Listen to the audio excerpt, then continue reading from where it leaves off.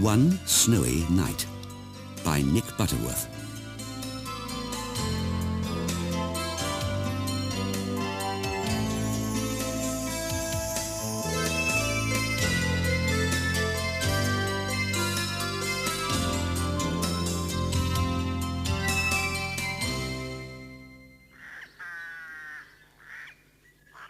It's cold in the park in winter, but Percy the park keeper doesn't mind.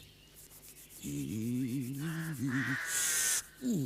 puts on his warm coat and his big scarf and wears 2 pairs of woolly socks inside his Wellington boots. Percy likes to be out in the fresh air.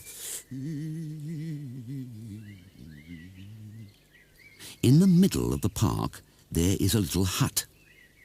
This is where Percy lives.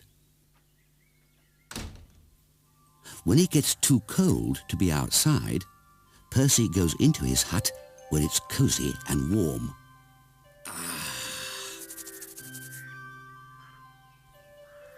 The animals who live in the park all know Percy's hut. There you are. Every day, he shares his lunch with them.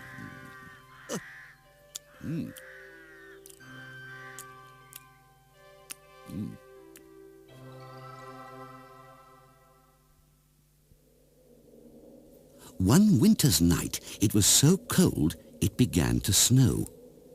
Great big snowflakes fell past the window of Percy's hut. "Brr," said Percy. "I think I'll need an extra blanket tonight." He made himself some hot cocoa and got ready for bed. Suddenly, Percy heard a tapping sound. There was somebody at the door. "Now, who can that be at this time of night?" thought Percy. He went to the door and looked out.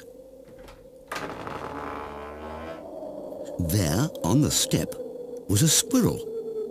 It looked very cold and miserable. "I can't get to sleep, Percy," said the squirrel. "My bed is full of snow." "Oh dear," said Percy. "Never mind, I've got plenty of room for 2.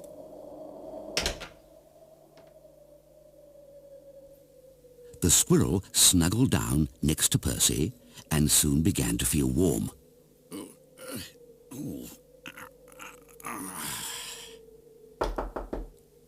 It was the door again. "Now, who can that be?" thought Percy. Standing outside were 2 shivering rabbits. "It's freezing," said one rabbit. "We're frozen," said the other. "Oh, you poor things," said Percy. "Come in and warm up."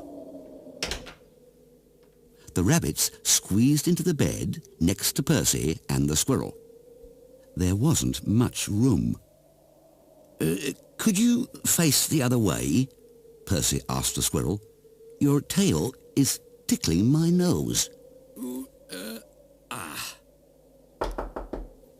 "Oh dear," said Percy. "Now there's someone else at the door." It was a fox. He looked very cold and hungry. "Can I come in too?" he asked. Percy scratched his head and thought for a minute. "Well, if you promise to behave," he said.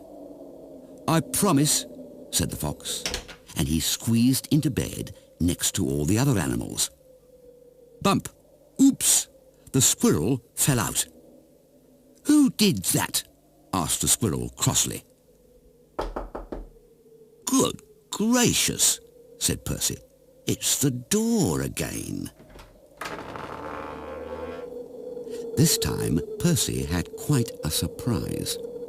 There on the step was a badger, 2 ducks, a hedgehog, and a whole family of mice. They all wanted a bed for the night.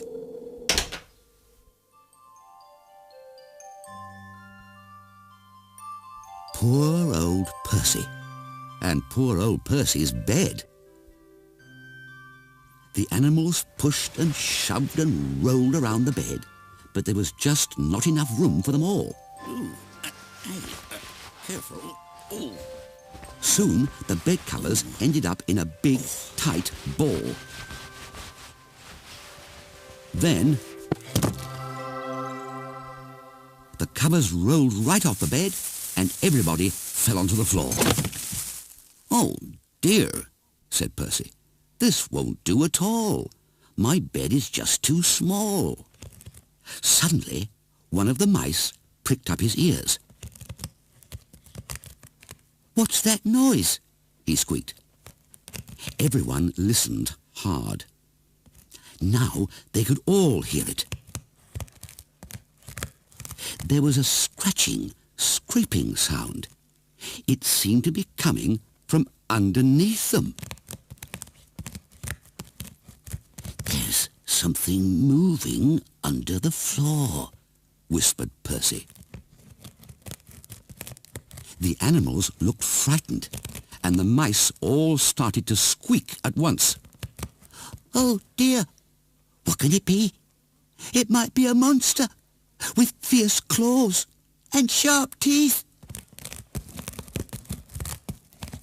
The noise grew louder and louder.